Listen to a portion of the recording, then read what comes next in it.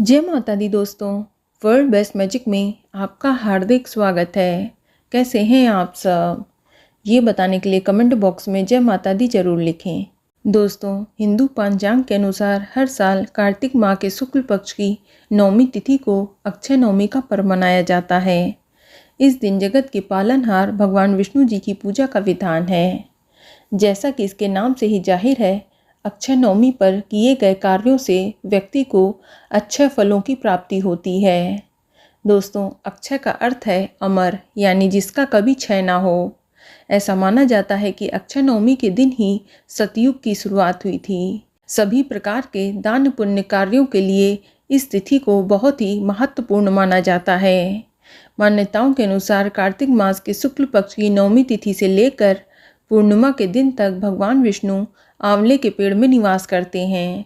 यही कारण है कि अक्षय नवमी के दिन आंवले के पेड़ की पूजा का विधान है। दोस्तों, आंवले के पेड़ में कई देवी देवताओं का वास माना जाता है। इस दिन पूजा करने से अखंड सौभाग्य, आरोग्य, संतान और सुख समृद्धि की प्राप्ति होती है। दोस्तों, ये व्रत घर की महिलाएं संतान प्राप्ति और परिवार के सुख शांति के लिए करती हैं। अक्षय नवमी के दिन पूजा सामग्री में आपको आंवले के पेड़ या फल की आवश्यकता होती है।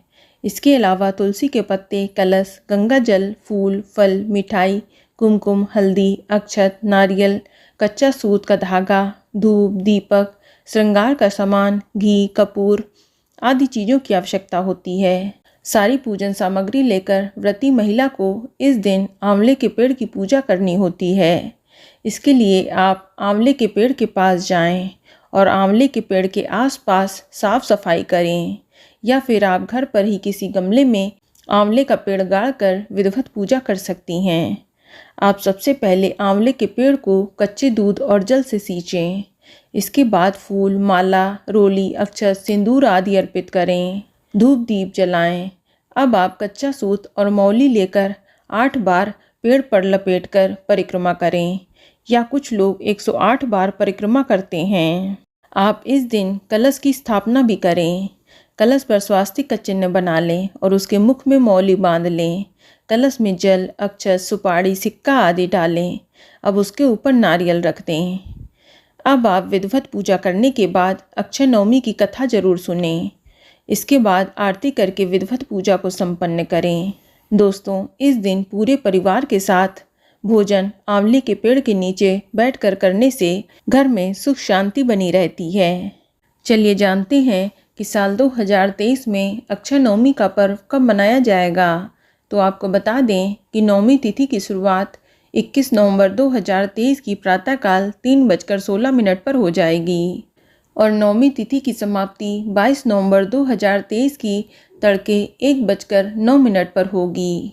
तो उदया तिथि की मान्यता के अनुसार इस साल अक्षय नवमी का पर्व 21 नवंबर 2023 दिन मंगलवार को मनाया जाएगा और पूजा का शुभ मुहूर्त सुबह 6:48 से लेकर दोपहर 12:07 तक रहेगा। इस शुभ मुहूर्त की कुल अवधि 5 घंटा 19 मिनट की रहेगी। दोस्तों, अक्षय नवमी के दिन कुछ खास उपाय हैं जो आपको इस दिन जरूर करने चाहिए।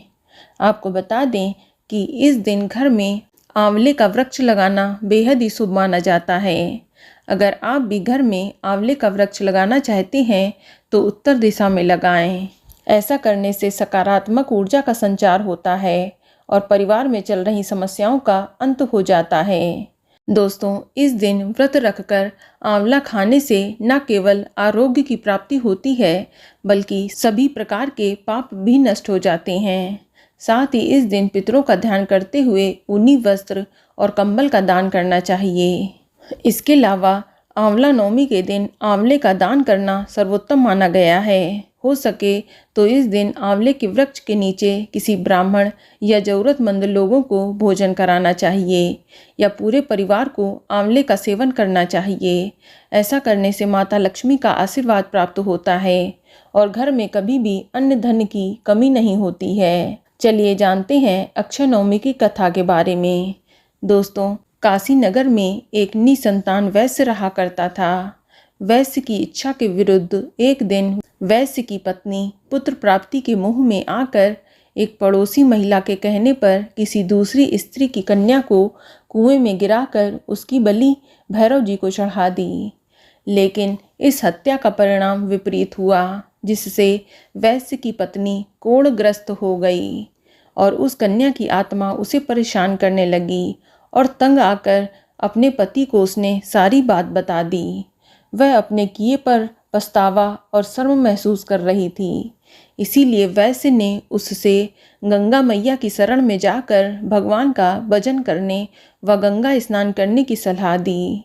जिसके बाद वैश्य की पत्नी गंगा जी की शरण में जाकर भगवान का भजन कर गंगा स्नान करने लगी। वहीं गंगा जी ने उसे कार्तिक शुक्ल पक्ष की नौमी तिथि अर्थात अक्षय नवमी के दिन आंवले के पेड़ की पूजा करने की सलाह दी।